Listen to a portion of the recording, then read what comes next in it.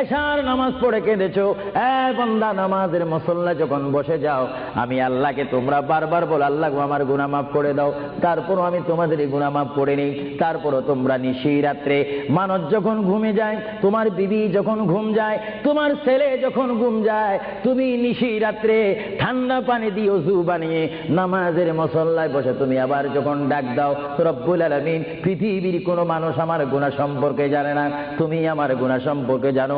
আমি এমন গুনাহ করেছি আমার বিবি জানে না, বিবি গুনাহ করেছে আমি জানি না। আল্লাহ তুমি সব কিচ্ছু জানো, হে আমার প্রভু তুমি আমাকে মাফ করে দাও।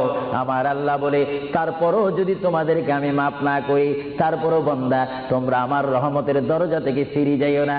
আমি তোমাদেরকে হুকুম দিচ্ছি, ওয়ালাউ আন্নাহুম ইয যালামু আনফুসাহুম জাউকা, বান্দারে যদি গুনাহ করে ফেলো আমার রহমত থেকে মুখ ফিরে তুমি চলে যাইও না।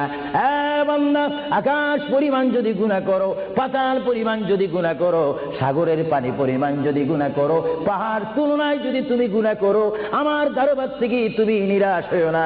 বান্দা, আমি তোমাকে একটি রাস্তা পাঠাই দিচ্ছি, একটি পথ তোমাকে আমি দেখাই দিচ্ছি। সেই পথটি কোন পথ তোমরা জানো? ওয়ালাউ আন্নাহুম ইয যালামু আনফুসাহুম জাউকা, বান্দারে যখন তোমরা বরবাদ হয়ে যাবে, তখন তোমাদেরকে একটা পথ আমি তোমাদেরকে দেখাই দিলাম। সেই পথটির নাম হচ্ছে আমার রাসূলের মদিনা। জুড়ে বলেন সুবহানাল্লাহ। বান্দা, আমার নবীর দরবারে গিয়ে কেঁদে কেঁদে তোমরা বলো, ইয়া রাসূলুল্লাহ, ইয়া হাবিবাল্লাহ, আয়া আকা ইয়া রাসূলুল্লাহ। আল্লাহ কোরআনে বলেছে, ওয়ালাউ আন্নাহুম ইয যালামু আনফুসাহুম জাউকা ফাস্তাগফিরুল্লাহ ওয়াস্তাগফার লাহুমুর রাসূল। আল্লাহ বলেছে, হে বান্দা, তোমরা ডানে না গিয়ে, বামে না গিয়ে, পিছে না গিয়ে তোমরা সরাসরি আমার নবীর কদমে চলে যাও। আমার নবীর কদমে গিয়ে আমি আল্লাহর দরবারে তোমরা তওবা করো।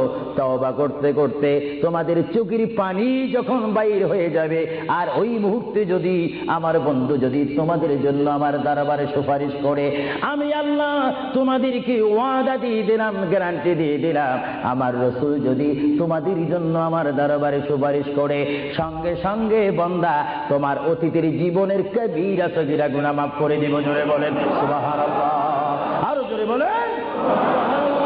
আমার আপনার গুনাহ মাফ করার জন্য রাসূলুল্লাহর দরবারে যাওয়ার দরকার আছে কিনা? চিৎকার জীবন আছে কিনা? এটা কোরআনের অপব্যাখ্যা নয়, কোরআন শরীফের আয়াত। ওয়ালাউ আন্নাহুম ইয যালামু আনফুসাহুম জাউকা, যারা তাফসীর পড়েছেন, তাফসীর জালালাইন পড়েছেন, টাইটেল পড়েছেন, বুখারী